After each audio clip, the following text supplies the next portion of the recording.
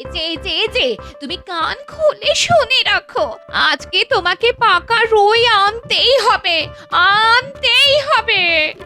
লইজা শ্বশুর বাড়ি এসে মার বাড়ি আবদার পেয়েছো নাকি? ওসব পাকা রুই আজকে হবে না, বরং পুঁই বানাও, দামেও কম, খেতেও ভালো। এই শোনো, বাড়তি কথা একদম বলবে না বলে দিচ্ছি।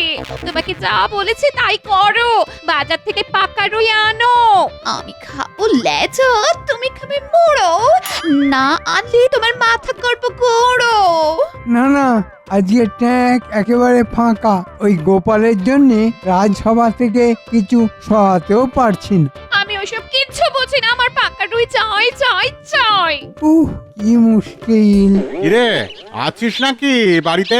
আরে দাদা, তুই এতদিন পরে আমার এখানে পথ ভুলে নাকি? না না, পথ ভুলে কেন, ইচ্ছে করে এসেছি। এখানে আমার সম্পত্তির ভাগ চাই। তুই তো সম্পত্তির ভাগ পেয়েছিস, গ্রামের জমি পেয়েছিস। একদম বাজে কথা বলবি না, একদম বাজে কথা বলবি না। তুই কি বাড়ি গোলা বাড়ি আমাকে ঠকিয়ে নিজের নামে করে নিয়েছিস? একে ঠাকুরপো, তুমি এত দূর বয়ে বয়ে ভাগ চাইতে এসেছো? খেলায় পড়লে বিড়াল গাছে ওঠে বৌমা। আমার এখন খুব অভাব, চাষাবাদ ভালো হচ্ছে না, তাই এলাম ভাগ চাইতে। যদি জমি জমা বেচে কিছু করতে পারি। ঠিক আছে, এসেছিস যখন ভালোই করেছিস। তুই এখন বাড়িতে বিশ্রাম নে, আমি এখন রাজসভায় যাচ্ছি, এসে কথা বলবো। সকাল সকাল যত ঝামেলা। আমার পাকা রুই। পাকা রুই কেন, চুনোপুটিও হবে না। বাড়িতে যা আছে তাই রান্না করো, বেশি বায়না করো না তো।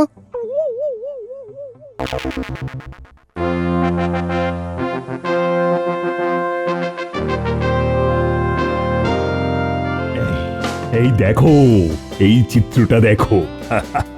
আমার ছোটবেলার ছবি দেখো। একই মহারাজ, এটা অনেক পুরনো ছবি বলে মনে হচ্ছে। আপনি কোথা দিয়ে পেলেন? মাটি খুঁড়ে বের করলেন নাকি মহারাজ? তুমি মেলা ফোড়ন কেটো না তো গোপাল। এই দেখো দেখো দেখো, এটা আমার মা, এটা বাবা, আর এটা দাদু, আর আমি এই যে এইটা। এটা কে মহারাজ? মহারাজ ওরকম গুম মেরে গেলেন কেন? ওটা আমার দাদা, যে ছোটবেলায় হারিয়ে গিয়েছিল মেলাতে। মহারাজ আপনি এরকম ভাবে কাঁদবেন না, আপনার কান্না দেখলে আমাদের খুব কান্না পায় মহারাজ। কই মহারাজ, দেখি দেখি ছবিটা আমায় একটু দেখান, একটু দেখি। এই তো সুযোগ। আমার দাদাকে যদি মহারাজের দাদা বলে চালিয়ে দিতে পারি, তাহলে কোনো সমস্যাই থাকবে না। শুধু এই ছবিটাতে মহারাজের দাদার গালে একটা তিল আছে, এই তিলটা লাগালেই হয়ে যাবে। আমার দাদা থেকে মহারাজের দাদা, আর মহারাজের সম্পত্তির ভাগটাও পেয়ে যাব দাদার মাথায় হাত বুলিয়ে। বাবা মন্ত্রী মশাই, আপনি মহারাজের কাছ থেকে এমন করে নিয়ে নিলেন ছবিটা, যেন মনে হচ্ছে আপনি কালকেই মহারাজের দাদাকে একেবারে খুঁজে এনে দেবেন। এই দেখে রাখতে তো অসুবিধে নেই, একটা রাজ্যের মন্ত্রী আমি, কাজের সূত্রে আমি এদিক ওদিক যাই, কত লোকের সাথে দেখা হয় আমার। ও তুমি বুঝবে না গোপাল। হ্যাঁ, আমরা কি আর বুঝি। আচ্ছা মহারাজ, আপনার দাদার নাম কি? আমার দাদার নাম ছিল জয়চন্দ্র। দেখি মন্ত্রী মশাই, আমি একবার দেখি।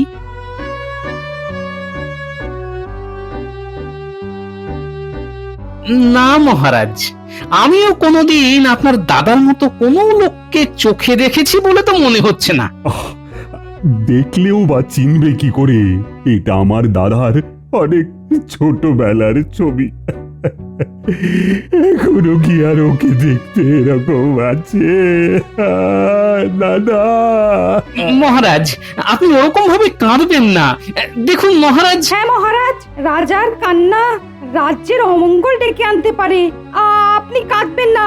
মহারাজ, আপনি কাঁদলে গ্রহ নক্ষত্র সব ঘুরে যাবে, আপনি কাঁদবেন না, লক্ষ্মীটি। মহারাজ আপনার যদি ভাগ্যে থাকে তবে নিশ্চয়ই একদিন দাদার দেখা পাবেন। এখন এখন সবই ভগবান ভরসা। না, আজ আর ভালো লাগছে না। তোমরা সবাই এসো তো, এসো। আজ রাজসভার এখানেই ছুটি। কিরে দাদা, পারবি তো? হ্যাঁ পারবো, আমি আসলে গ্রামে থাকি তো, বুঝলি কি না। তোদের মতো তো এত চালাক চতুর নই। যদি কিছু একটা ভুল করে বসি। সেসব নিয়ে তুই কোনো চিন্তা ভাবনা করিস না, আমি তোকে সব শিখিয়ে পড়িয়ে নেব। তাহলে ঠিক আছে। আমাকে এখন একটু বেরোতে হবে। আমাদের এখানে একটা নামকরা যাত্রা দল আছে, ওদের কাছ থেকে কিছু সাজ পোশাক আর একটা নকল তিল আনতে হবে। মহারাজের দাদার গালে তিল ছিল। ঠিক আছে, তুই যা, আমি একটু বিশ্রাম করি।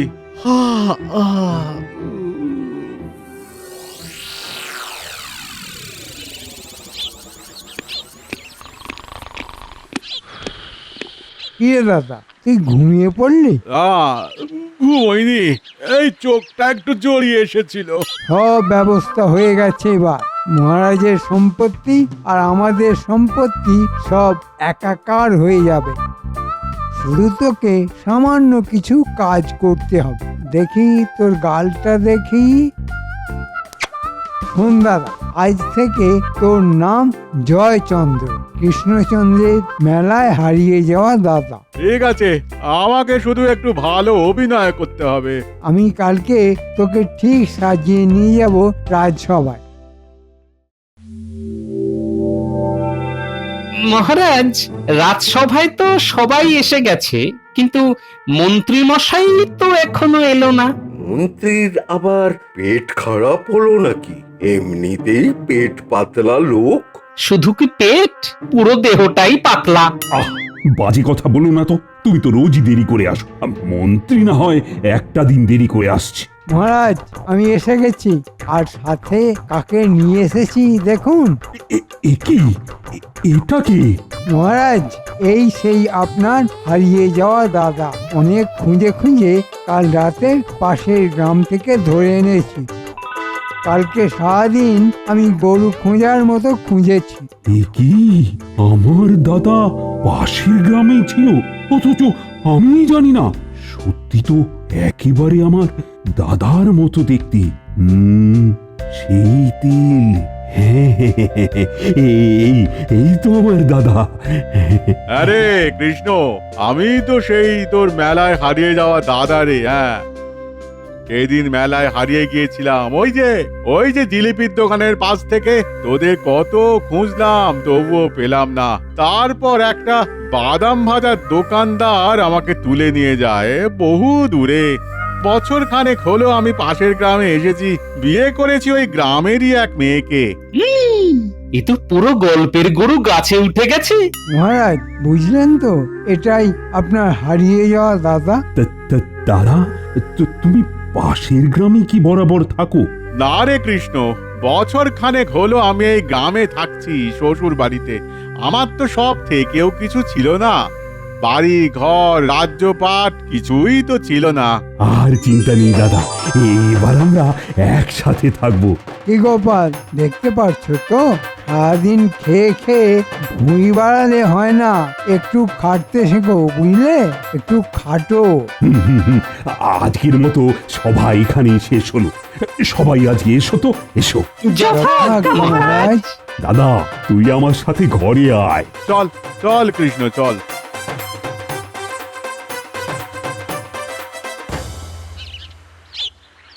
আচ্ছা, মহারাজ যে ছবি দেখিয়েছিলেন সেখানে ডান গালে তিল ছিল, কিন্তু এর তো দেখছি বাঁ গালে তিল। মানুষ বড় হয়ে গেলেও তিল তো একই দিকে থাকবে। ব্যাপারটা বড্ড গোলমেলে লাগছে। যাই, বাড়ি গিয়ে ভাবি।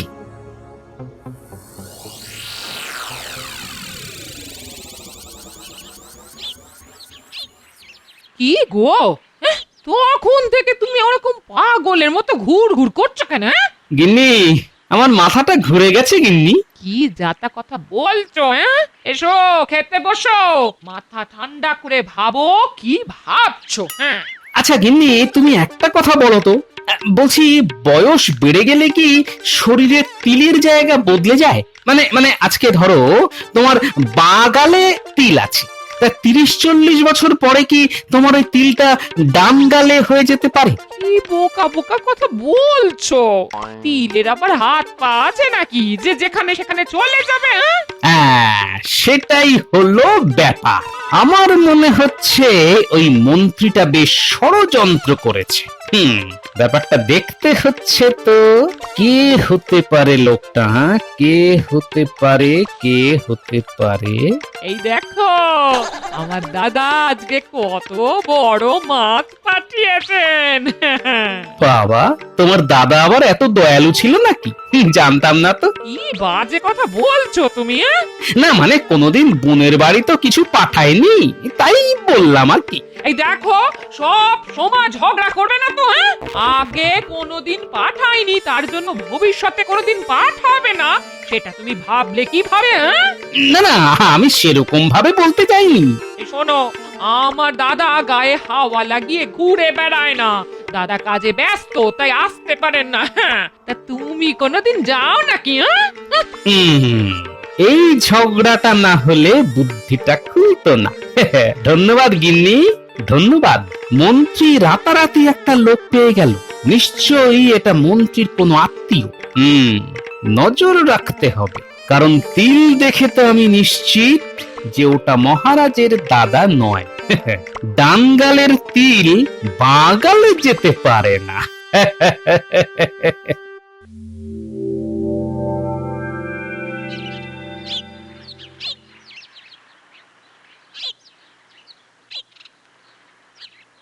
কি রাজসভা শেষ হয়ে গেছে, এখন মন্ত্রী মশাই আর ওই লোকটা কি এত প্রাণের কথা বলছে? না না, একটু ব্যাপারটা লক্ষ্য রাখতে হবে মনে হচ্ছে। ব্যাপারটা বেশ সন্দেহজনক মনে হচ্ছে। মহারাজের এই নতুন দাদা আর মন্ত্রী দুজনে কোথায় যাচ্ছে, একটু পিছু নিয়ে দেখি তো।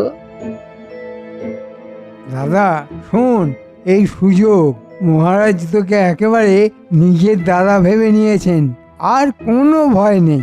বল ভাই, এখন কি করতে হবে সেটা বল। তোকে বিশেষ কিছু করতে হবে না।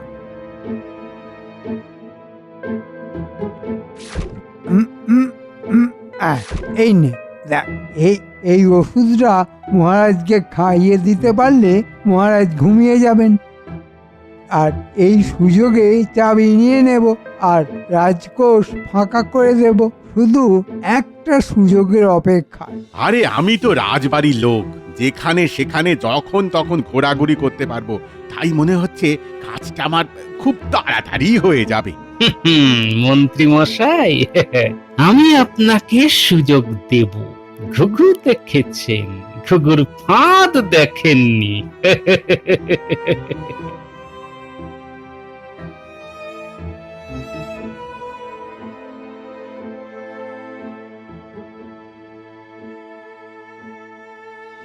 মহারাজ, আপনার দাদা তো ফিরে এলো, তার জন্য আমাদের একটা ভুরি ভোজ পাওনা আছে যে।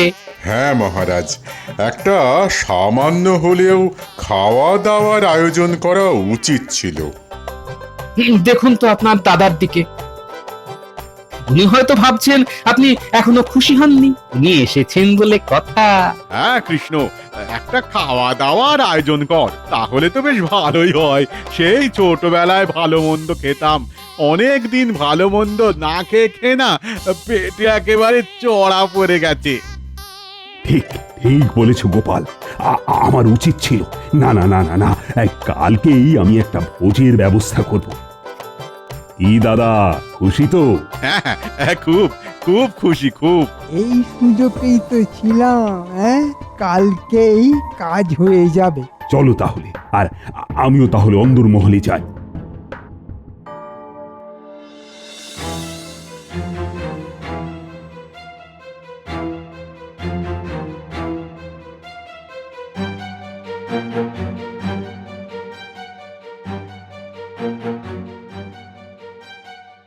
দুজনে একসাথে বেরিয়ে গেল।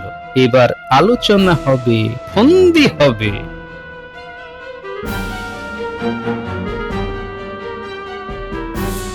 এ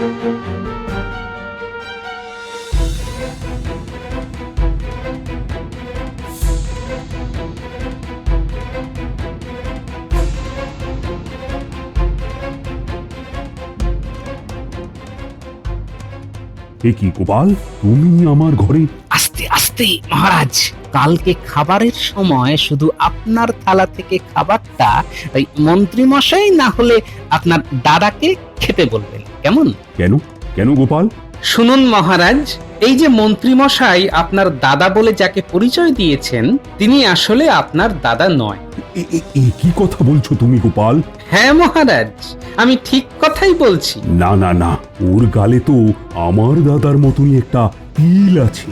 ওই তিল দিয়েই তো তাল করার উদ্দেশ্যে আপনার দাদা হিসেবে এখানে এসেছে। কি বলছো গোপাল?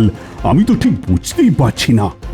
তিলটা যে গালে থাকার কথা সেই গালে নেই। আপনি একটা ছবির সাথে মিলিয়ে নেবেন। আমার ঈগল পাখির চোখ মহারাজ, আপনাদের চোখে ধোঁকা দিতে পারে, কিন্তু আমার নয়। সে কি সর্বনাশ! এবার কি হবে? কিছুই না, এখনো অবধি কোনো কিছু প্রমাণ হয়নি, কিন্তু কালকে সব দুধের দুধ জলের জল প্রমাণ হয়ে যাবে।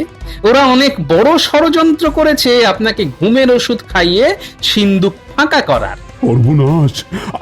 আমি এক্ষুনি বেটাকে বিদেয় করে দেব। তাহলে তো মহারাজ মন্ত্রী মশাইয়ের দোষ হাতে নাতে প্রমাণ হবে না। আমি যেরকম বলছি আপনি ঠিক সেই রকম করুন, তাহলে সাপও মরবে আর লাঠিও ভাঙবে না মহারাজ। আচ্ছা আচ্ছা, বলো বলো বলো। শুনুন,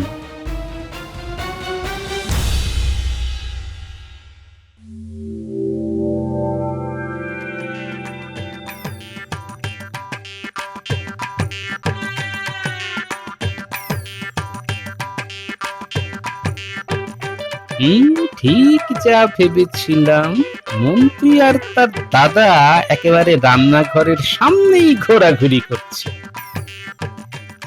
আরে ঠাকুর, তোমাকে কখন থেকে খুঁজছি। এখানে আবার গোপাল কি করছে? আরে চলো চলো, তোমাকে মহারাজ ডাকছেন।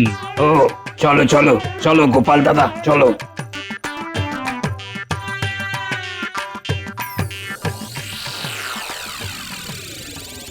বাহ, এই তো সুযোগ।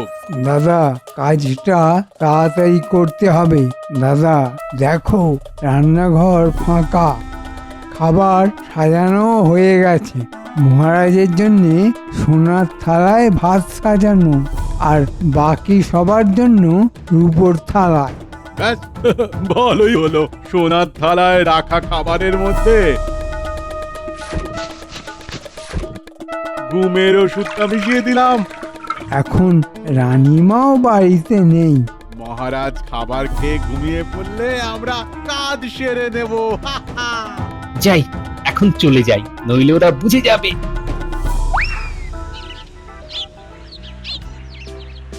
মহারাজ, তাহলে খাওয়া শুরু করি? হ্যাঁ হ্যাঁ হ্যাঁ হ্যাঁ, শুরু করো। শুধু মন্ত্রী বাদী। কেন মহারাজ, আমি ভোজ খাবো না? হ্যাঁ খাবে তো, কিন্তু যেহেতু আমার দাদাকে তুমি খুঁজে এনেছো, তাই তোমাকে আজ আমার সোনার থালায় ভাত খেতে হবে। না মহারাজ, এ কি করে সম্ভব? আমি আপনার মন্ত্রী, রাজার থালায় খাবার খাওয়া আমার শোভা পায় না। আহা, আমি তো ভালোবেসে বলছি। না মহারাজ, আমি আপনার থালায় খাবার খেতে পারবো না। কেন মন্ত্রী মশাই, কি সমস্যা? না না, আমি পারবো না। ঠিক আছে, মন্ত্রী যখন খাবে না, তাহলে দাদা তুমি খাও। না না কৃষ্ণ, তুই রাজা, তোর থালায় কি আমি খেতে পারি বল? আমি খেতে পারবো না। না না না, আজকের এই শুভ দিনে তো তোকে খেতেই হবে দাদা। না না, আমি আমি আমি ওই খাবার খাবো না। প্রহরী, প্রহরী, বলুন মহারাজ। তুমি মন্ত্রী আর আমার নকল দাদাকে চাপটে ধরো। যথা আজ্ঞা মহারাজ। না না, আমরা তবুও মহারাজের খাবার খাবো না। কি বলছিস কৃষ্ণ? আমি তোর আসল দাদা রে। এই এই এই দেখ, এই দেখ আমার তিল। মহারাজ, ছবিটা একবার বের করুন তো। এই দেখুন মহারাজ, ছবিতে দেখুন আপনার দাদার বাঁ গালে তিল নেই, তিল ছিল ডান গালে, আপনার সেই ছবি। আর এ হলো মন্ত্রীর দাদা। কি বড় ষড়যন্ত্র! ছি ছি ছি, ছি মন্ত্রী, তুমি এত বড় ধনীবাজ! ছি ছি ছি, ছি, সম্পত্তির লোভে এইসব! ছি, গোপাল আমাকে সব বলেছে। ও মহারাজ, ভুল হয়ে গেছে। মহারাজ, ভুল হয়ে গেছে। তোমাদের দুজনকেই আমি রাজ্য ছাড়া করব। কৃষ্ণ, মানে মহারাজ, এই মন্ত্রী আমার ভাই আমাকে ঠকিয়ে পুরো বাড়ি দিয়ে দিয়েছে, আমাকে লোভ দেখিয়েছে। আমি নির্দোষ, আমি পাশের গ্রামে থাকি একটা কুঁড়ে ঘরে। আজ থেকে মন্ত্রী ওই বাড়িতে থাকবে, আর মন্ত্রীর বাড়িতে থাকবে মন্ত্রীর দাদা। মহারাজ, আমি মরে যাব, আমাকে ছেড়ে দিন, আমাকে ছেড়ে দিন। ঠিক আছে, ঠিক আছে, এই খাবারটা তাহলে তুমি খাও, তাহলেই তোমাকে ছেড়ে দেব। না মহারাজ, এতে ঘুমের ওষুধ আছে, আমি খাবো না। মহারাজ, আপনি নিজে হাতে জোর করে খাইয়ে দিন না। ঠিক বলেছ। এসো মন্ত্রী, এসো। ওরে বাবা রে, পালাও পালাও।